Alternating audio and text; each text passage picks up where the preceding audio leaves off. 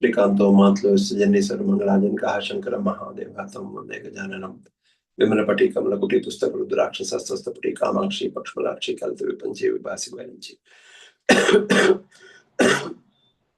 Manojo Martuli Vegam Jitendra Mudimata Manishtam Mata Numan Kam Sri Ramadutam Sirsanam Shiva Shakti Ayuto Yadipata Shakti Brutum Nache Devam Devona Kalu Kushla Spanditu Mataswam Rabyam Hari Haravinchad Pranatum Stotum Bhagatam Kritum. All right, so they will have which is talks about the two names or the two namas that come in Khadgamala as well, Sarva Bija, Sarva Yoni. Okay, saying, "Oh mother, you are the seed of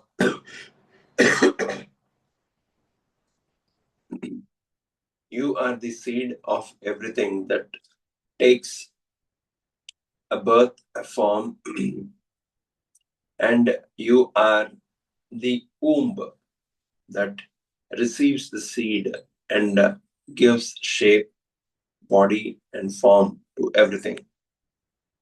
So in the last class, we discussed, I think we discussed until the 81st one, if I remember right. Gurutvam Vistaram Shiti Dharapati Parvati Nidar. Did we discuss that? Does anyone remember? No, we're not. We discussed until 80th? Yes. Very good. Okay. So 81st and 82nd are basically connected. What 81st and 82nd talk about is connected with the namas of Lalita Sahasranama that we have, where Haranetragni Sandagda Kama Sanjeevan Aushadhi, Srimad Vagbhava Kutega, Mukhapankhaja, then Katyado Bhagadarni, Mula Mantratmika, Kantada Katiparenta,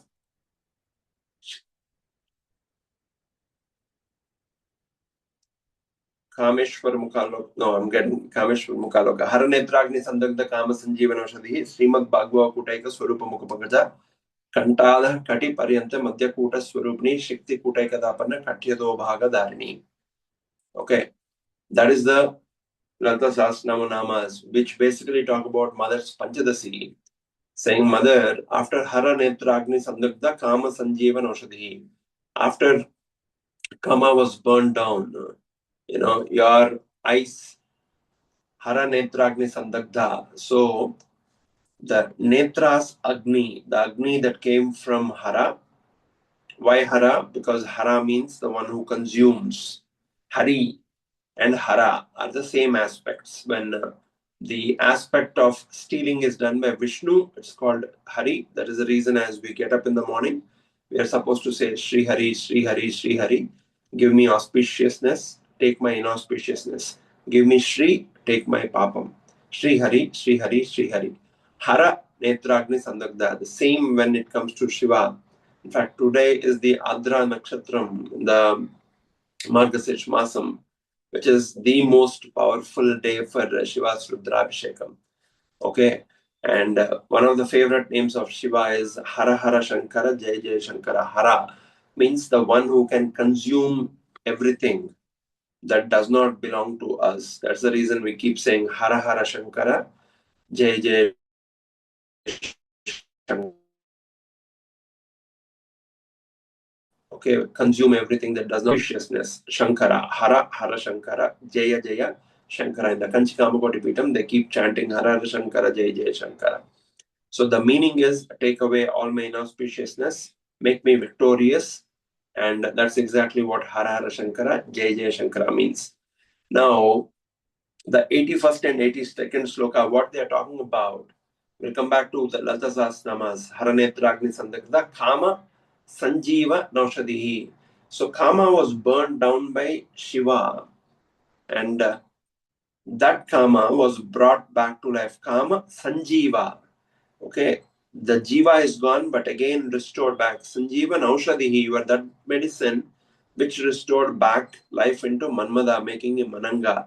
Hara Netragni Sandagda Kama Sanjeevanaushadhihi Srimad Vagbhava Kuteika Mukha Pankaja, which means, oh mother, your face is essentially Srimad Bhagava Kuteika Swarupa Mukha Pankaja. Your face is in the Panchadasi Mantram, the 15 Bijakshas that we are learning through the revealing, or you yourself are revealing each step by doing the Ananda Kriya. The first 5 letters of Panchadasi Mantram are basically your face. And by saying that, we are essentially, when we keep looking at mother's face, we are recalling the Vagbhava Kutam. Okay, we'll talk about the different kutas of Panchadasi in future classes as well. But do remember, it has 3 parts, right? 5, 6, and 4. So the first 5 bijakshras is called the Vagbhava Kutam. Kuta means a group. And this Vagbhava Kutam essentially blesses somebody with the Vak Devi Shaktis. Okay, so when somebody keeps looking at mother's face constantly and meditates, he or she will be blessed with fluent speech that makes a lot of sense, that establishes a lot of harmony, that gives a lot of hope and peace to all who listen to those words that are getting that are coming out of being pronounced by that mouth that continues to chant the Panchadasi mantra, or that continues to, those eyes that continue to observe the Divya Murti of Lalita Tripura Sundari. So that's essentially what we are talking about by saying Srimad Bhagavad Kuteika Swarupa Mukha Pankaja. Kantada Kati Paryanta. Kantha is the neck. Kanta Adha. Kantada Kati Paryanta means from the neck down until the hip joints. Kantada Kati Paryanta Madhya Kuta Swarupani. So in the Panchadasi Mantram, we are talking about the 6 bijaksharas of mother that form from her neck down all the way to the hip joints. Then Kanta Adha Kati Paryanta Madhya Kuta Swarupani Shakti Kuta Ikatapanna Katya Dhobhagadarani. The Shakti Kuta that is there, the Shakti Kuta of mother is from the hip joint all the way to her toes. So these are the 3 kutas: Vagbhav Kuta, Mula Kuta, or the Shakti. The third one is the Shakti Kuta. Okay. Now, it's important to understand this construct of the mother's Panchadasi Mantram in order to understand the 81st and 82nd Slokam of Soundarya Lahari. What is the 81st saying? Gurutvam Vistaram Shiti Darapati Parvati Nidyat Nitamba Dvachidvai Tvai Harana Rupena Nidade Ataste Vistirno Guru Rama Sesham Vasumatim Nitamba Pragarbaha Stagayati Lagutvam Nayatija. Oh mother, this is talking about mother's hip. This is talking about mother's waist. What we discussed in the Khadgamala, Sarva Bija, Sarva Yoni. So when we talk about Paramashiva, we are talking about the Sarva Bija Tattvam. That which does not have a gender has taken a form of gender in order to continue to create the cosmos as the Jagato Pitaro Vande Parvati Parameshwara. I actually have the Shivalingam. So when you see a Shivalingam, the base of the Shivalingam without the lingam is called the Yoni. And the Shivalingam, this is the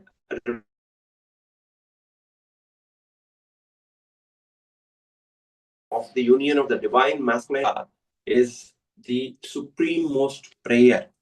Okay, because it is an Arupa Rupi. Okay, and in this 81st and 82nd Slokam, we are invoking that Shivalinga Tattvam of the Shiva and Shakti, where both of them appear to be different as a masculine, as a feminine, because we are familiar with a masculine and a feminine form, and we are, at least I'm not at a level to pray to that abstract form always, maybe sometimes, right? Therefore, Sarupya Moksha. So when we are constantly looking at the mother's picture that is in the background, where she is holding the 5 floral arrows that she has picked up from Manmada in her lower right hand. She is holding the sugarcane bow. She is holding the sugarcane bow that is in her left lower hand. Panini, Pashni, Banini,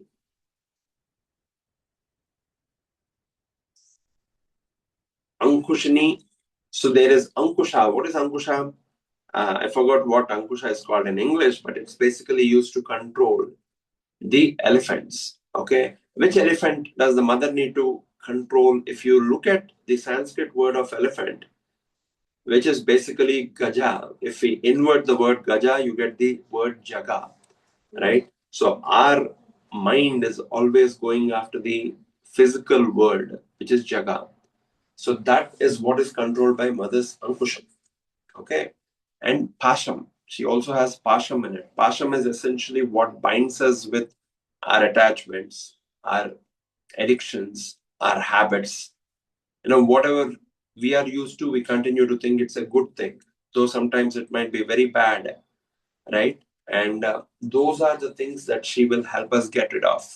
So Banini, Chapini, Pashni, Ankushni, these are all the Shaktis of Mother, and again the Kadgamala. When we are praying at a very cosmic level, very geometrical level, the Kadgamala represents the same Shaktis that are there surrounding the mother. Okay. Now coming to this Slokam, what Jagadguru is saying, Adi Shankaracharya is saying that your father Himavan actually tried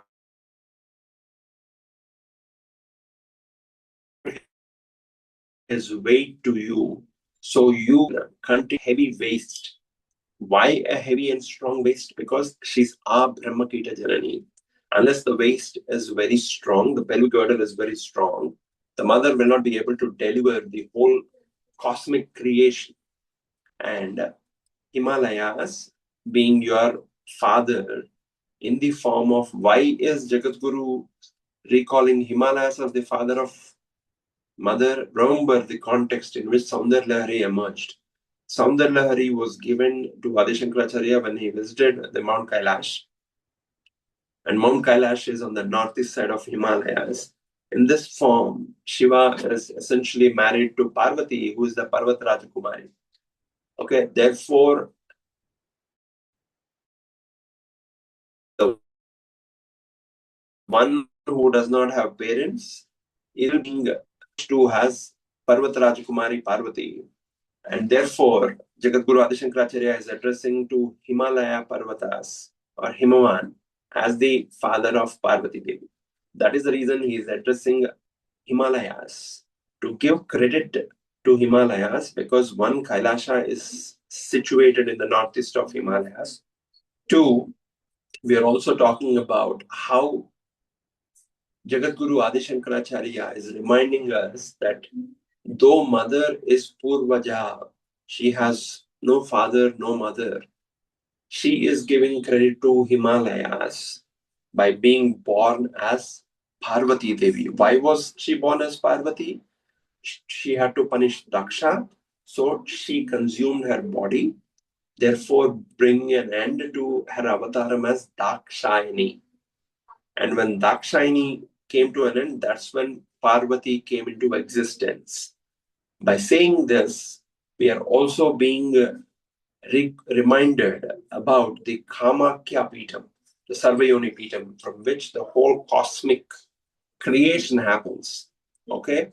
And that is the next slokam, the 82nd one that Jagadguru is talking about.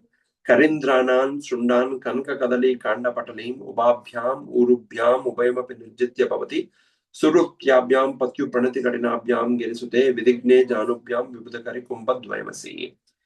This is talking about the mother's cosmic womb from which everything is born. As a son, with utmost respect, Jagadguru does not mention mother's womb as is directly. He says, Mother, I can see your thighs. I can see your hip joints down, which are what converts the great Maha Yogi, Paramashiva, the Yogi Raj, into Mahakameshwara, the one who moves with a desire. to create, the one who brings an end to the whole cosmos, the one who can survive as the only being, the one who does not need the company of anyone, the one who does not have a desire, is the one now moving with the desire to become multiplied.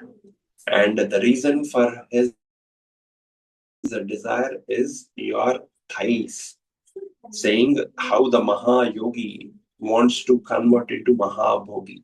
And earth is the place which is a representation of their union. The whole cosmic plane is, for a matter of fact, because it is created from their union.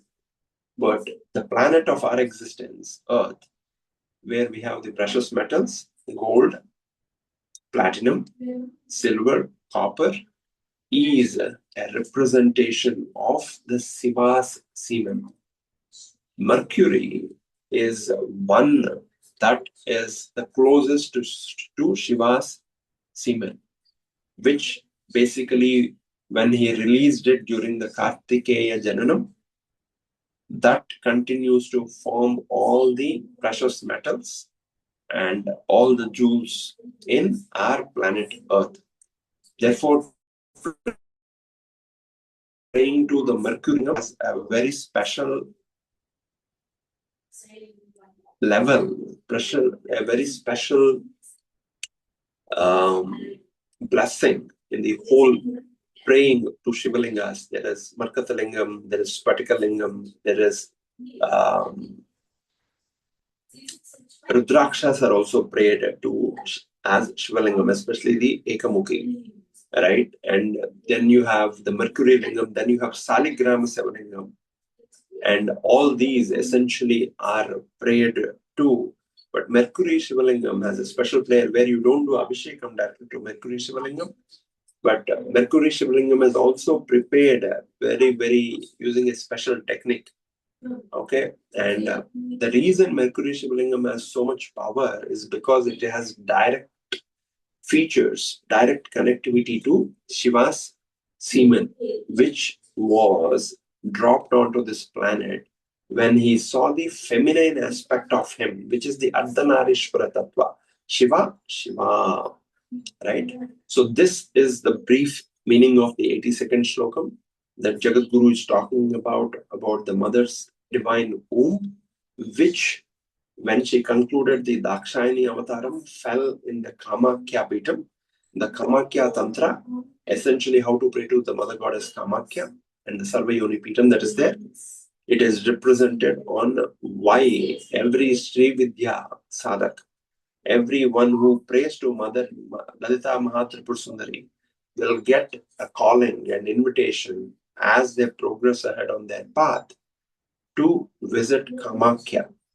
They'll get a strong desire to go to Kamakya, because Kamakya is the headquarters for us in the Shakteya tradition, especially when we are exploring the path to the feet of the Divine Mother Lalita Mahatripur Sundari.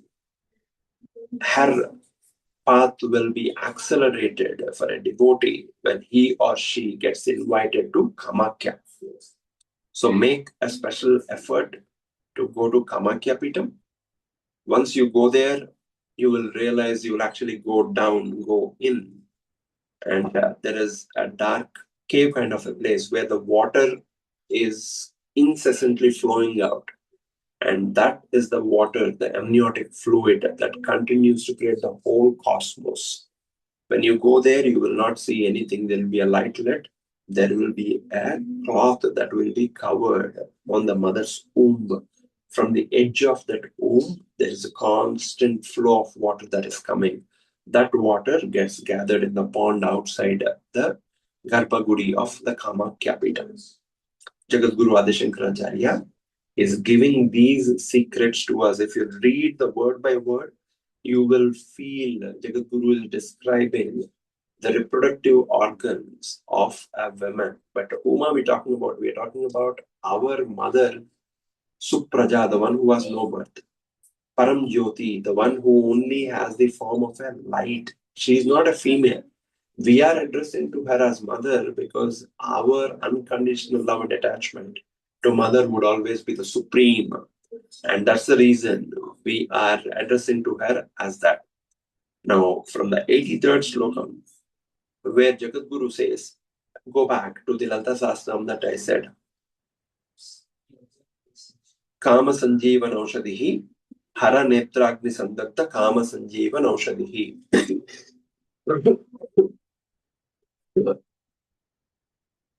Every time when we are in puja, any unnatural expelling of air, whether it's through sneeze, cough, that happens, then we are supposed to hold our right ear, because then the body is going through unnatural actions.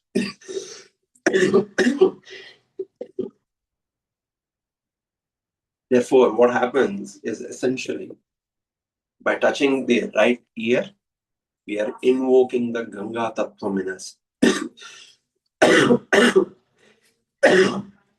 Forgive me for constantly coughing. The part of karma rinsing happening.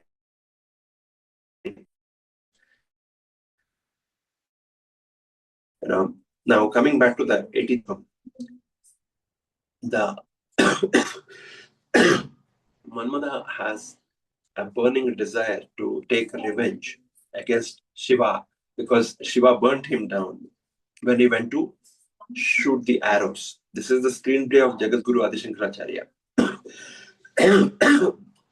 So what he's saying is Parajetum Rudram Duguna Sharagarbhau Girisute Rishange Jangete Vishama Vishako Bahadamakrata. Take some water.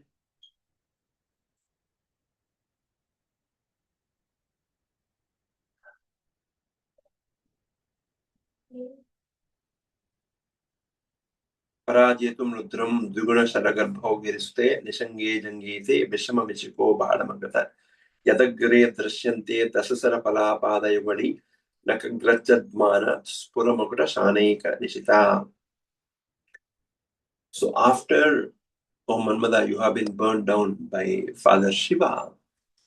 Naturally, when you were restored back to life, you wanted to take a revenge against Shiva. But how will you take revenge against Shiva? Because you are a great devotee of Mother and Father. You can't take revenge against Father.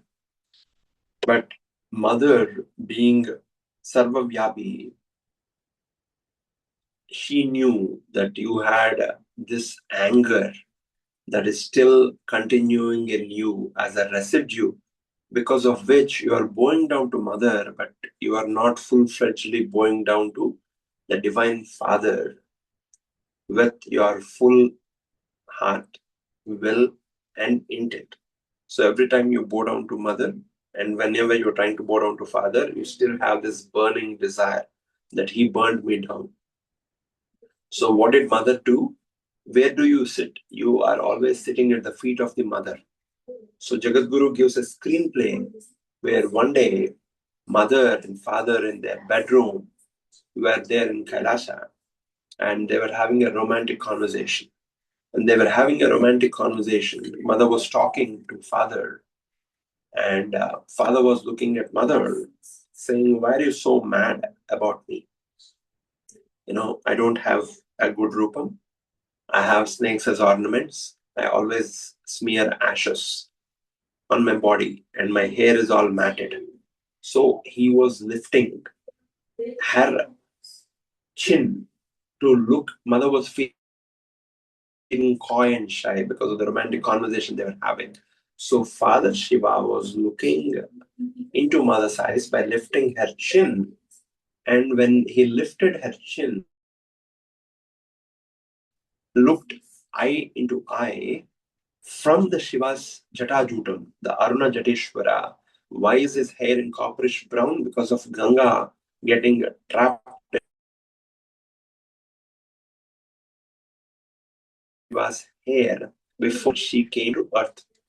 And when Mother looked at Shiva's beautiful face, Ganga Devi also peeked in. saying, hey, I am also a wife for your husband.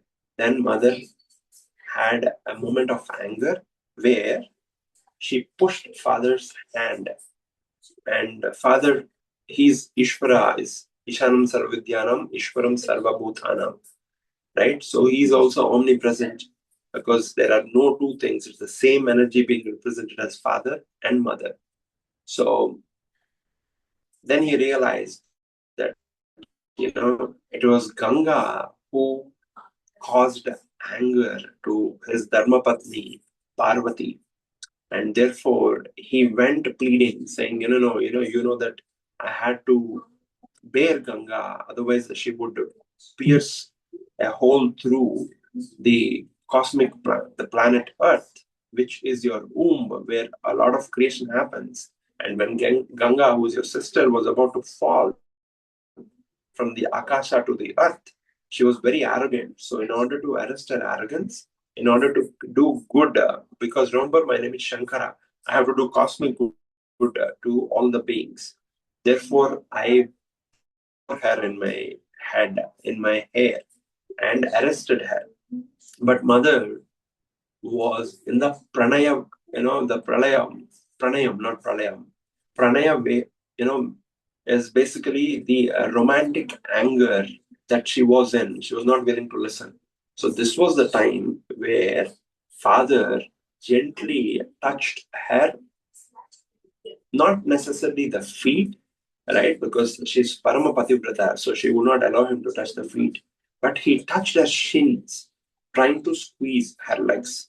But this is where Manmada is always residing on mother's feet because he's one of the greatest devotees. In the Panchadasi that we are revealing by Ananda Kriya is the Khadi Vidya that Manmada revealed by praying to mother and was kind enough to pass it on to us through God Hayagriva and Agastya and Lopamudra Devi.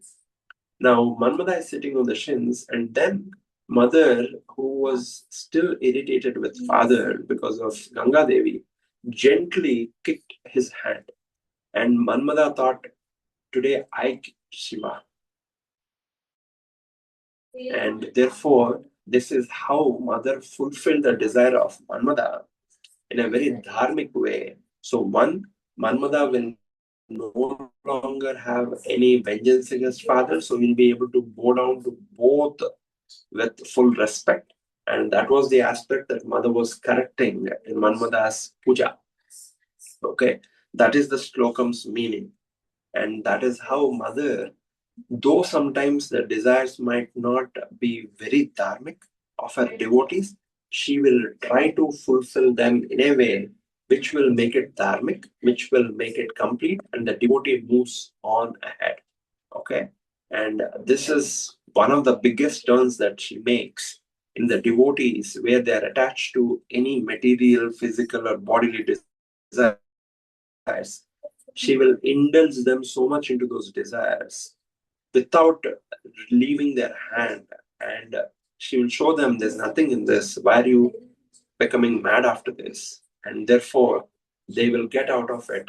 The one who does not become a kami cannot become a moksha kami. So the one who does not dwell in desires can never long for moksha, long towards moksha with a desire. Okay, that's what essentially mother is revealing here from the form, in the form of Jagat Guru. So this is a brief attempt at the 81st, 82nd, and 83rd shloka. We'll conclude today's class here. I hope all of you understood. From the 84th one, we will basically talk about how mother's feet are compared to the Upanishads, the Vedas. With this, the 82nd and 83rd, the very secretive part of mother, the Soundarya Lahari, most tantric secrets about her sadhana are kept secret until from the 72nd to the 83rd shloka, which generally nobody discusses because it's very easy to misunderstand, but the very secretive meaning is what we need to understand in order to progress. Only those who are allowed by her, who are progressing on her path of the हरनेत्राग्नि संदग्ध काम संजीवन औषधि श्रीमद् वाग्भव कूटैक श्रीमद् वाग्भव कूटैक स्वरूप मुख पंकज कंठाद कटि पर्यंत मध्य कूट स्वरूपिणी शक्ति कूटैकदापन कट्योदो भागदारिणी मूल मंत्रात्मिका मूल कूट त्रय कलेबरा. So your Panchadasi mantra is Moola Kootatmika, Moola Koota Traya Kalebara. Your body is the Traya Kalebara. Your body is the three-pieced Panchadasi for me. So when I take your Rupam, I'm looking at your face, O mother, I'm looking at Vagbhava Kootam. I'm looking at your face to the hip when you are sitting with one leg folded, the left leg folded and the right leg resting. I'm looking at the Madhya Bhagam, the six Bijakshas. When I'm looking at your waistline down, I'm looking at your thighs. One leg is folded, the left leg, the right leg is resting on the Pancha Brahmasana Sthita. You are sitting on an asana, which is Pancha Brahmas are sitting. Again, another name in Lantas Asanam. Okay. So this is basically what is codified predominantly from the 73rd to the 72nd to the 83rd Slokam in different aspects to invoke the mantra tattva, the geometrical representation, the yantra tattvam of mother out. Where we, in the last class, we discussed when we are saying Vagbhava Kutam of mother, what is Vagbhava Kutam? Vashni, Kameshwari, Modini, Vimale, Aruni, Jaini, Sarveshwari, Kaurni Devi. This chakram is called the Sarva Rogahara chakram. Okay, one who is constantly chanting Vasni Devi, Kameshwari Devi, Modini Devi, Vimala Devi, Aruni Devi, Jaini Devi, Sarveshwari Devi, Kaurni Devi. When I keep making this representation, I am invoking the Divine Mother in me. So I become the Divine Mother because she is in me as Shakti. And these Vagdevis are sitting in all the directions that I'm recalling about. Okay, so this is the Bindu in the Sri Chakram. In the center of the Sri Chakram, Bindu is the mother, and the last triangle in which all these Vagdevis are sitting are Sarva Rogara Chakra Swamini. That's the chakra in which all these Vagdevis are sitting. And when we say Srimad Vagbhava Kuteka Swarupa Mukha Pankaja, from your mouth, from your face, Vagbhava, teeth, tongue, mouth, lips, these Vagdevis have come out and they have given Lalita Sahasranam to us at the command of Mother. Okay, so we are talking about when you look at mother's face, that is the reason you will be blessed with great oratory extempore skills that will make sense without any disconnects, without any confusion. Okay, that's a brief attempt at this 80, the 73rd to 72nd to 83rd we have discussed in between. I haven't posted all of them in the same order. I will go back and see whatever is missing and I'll post. And from the next class, we'll discuss the 84th Slokam and how Mother, you and I are the Manmadas, okay, who keep being burned down. After every life is done, we are burned down. Again, we are brought back to life by Brahma. So we are the Bandas. And our body is the Shunyaka Puri. Our body is going everywhere. Look at the geometry of a zero. It starts, goes everywhere, comes back to the same place and ends. So when you add a zero to zero, you get a zero. That is the reason Banda's capital is called Shunyapuri. Okay, our body is Shunya. It grows, born, grows, Jagati, Jayate, Gachate, Iti Jagati. That one which is born, grows, and becomes one with ashes or soil is what is called body. So we are the Bandasuras, and mother is trying to kill the Vishunga, Vishukras, and all the sons and daughters of Bandasura who are continuing to give an illusion that we rule everything. So the Lalita Sahasranamam is a real life story of you and me through our human evolution. Okay. With that brief attempt, we'll conclude today's class with the Mangala Shasana. Mangalam Guru Sree Chandramaulishwarage Shakti Ganapati Sharadambige Shankaracharyanige Kala Bhairavage काली दुर्गिगे वीर धीर सूर हनुमा मारुति चरणगे मंगलम गुरु Shri. Stay blessed.